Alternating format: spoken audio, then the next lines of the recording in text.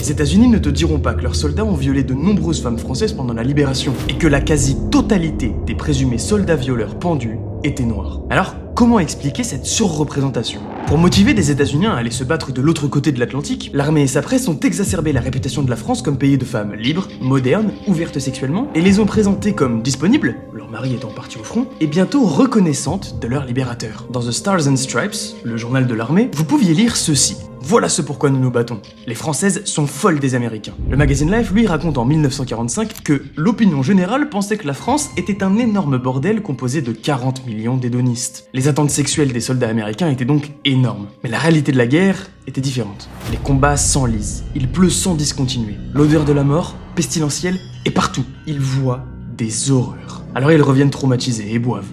Beaucoup. De leur côté, les Français sortent de 4 ans de restrictions, de faim. Alors un marché noir énorme se développe. Et pour subvenir aux besoins de leur famille, énormément de jeunes femmes et de filles, parfois âgées de seulement 12 ans, sont contraintes de se prostituer. Voilà donc les obsessions de certains soldats rentrés du front. L'alcool, le sexe et la violence. Et quand ils ne trouvent pas ce qu'ils cherchent, ils le prennent. Entre le débarquement et octobre 1944, les chiffres officiels parlent de 152 viols recensés. Mais l'historien Robert Lilly insiste bien sur le fait qu'il s'agit d'un des crimes les plus sous-représentés, notamment parce que beaucoup de femmes se taisent. Par honte, par peur, parce qu'il est difficile d'accuser un soldat venu nous libérer, ou tout simplement parce qu'on ne les croit pas. Il estime à plus de 3600 le nombre de viols commis par des soldats américains sur le sol français. Ce n'est pas Berlin et les 100 000 viols institutionnalisés par l'armée rouge, mais ce n'est pas rien. Et alors que les soldats noirs ne représentent qu'environ 10% des troupes américaines en Europe, ils sont massivement représentés dans les accusations, les condamnations et les pendaisons.